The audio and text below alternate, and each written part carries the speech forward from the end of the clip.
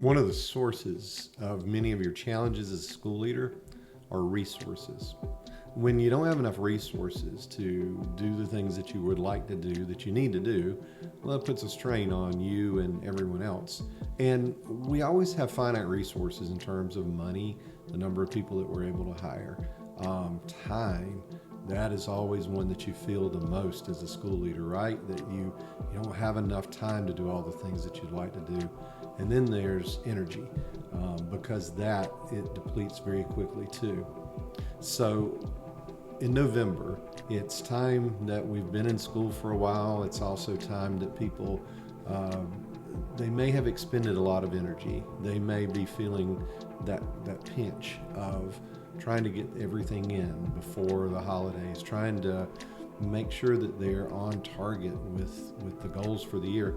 This is also a really big time of year where we are taking an assessment of student progress, where we're having a lot more meetings with parents, with students, where we're doing a lot of different things. We have special things that make the world go round, but they all take time and they all take energy and they all take those people that you have as well. So what do you do as a leader to push back against the potential of burnout? So here's a simple idea, and it's going to sound so easy that you might not want to do it, but give it a try. And it's called strategic planning. It's called a power hour. It's called what other people in other businesses that are CEOs of organizations like you are frequently do, but we rarely do.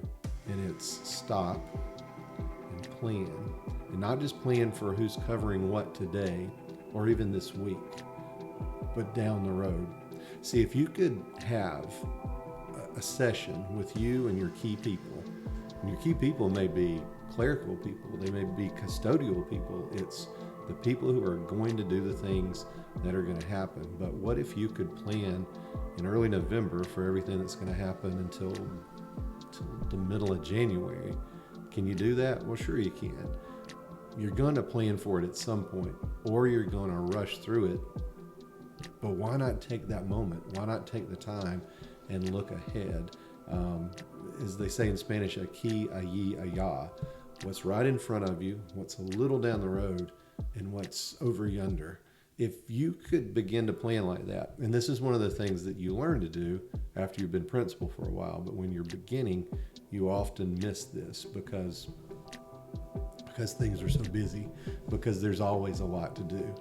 So how do you do it? You set aside a time, and it's best if you even aren't on campus, if you're able to do that with your people. If you have to be on campus, be somewhere and don't be disturbed. But that is one of your biggest challenges for the focus needed to do planning: distractions.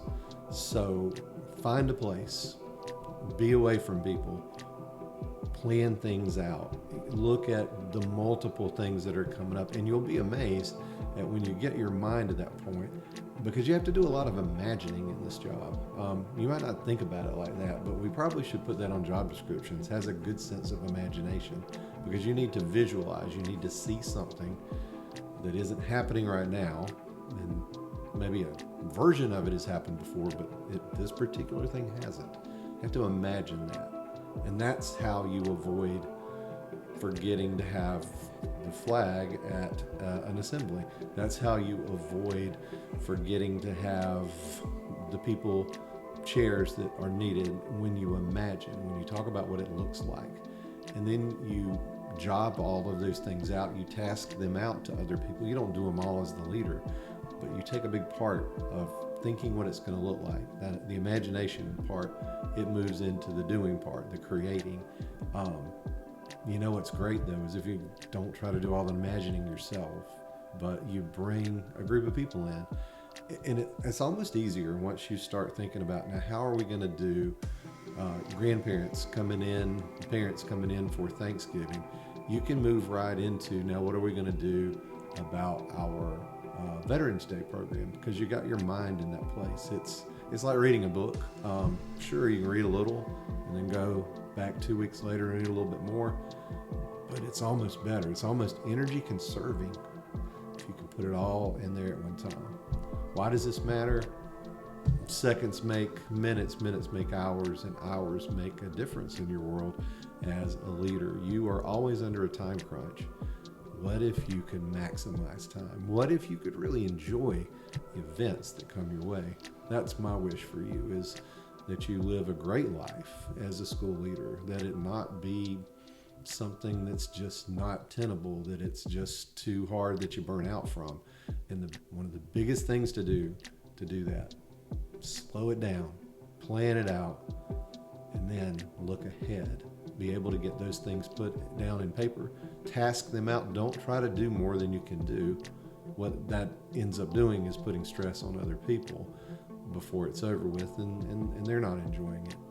But at those events, when you're the principal, when you're the assistant principal, there are people that want to engage with you at the events. You got to be a good planner so that when you're at those events, you can give your attention to the people that are there, honor them the way that you would like to, and help them to have enjoyment in what they do.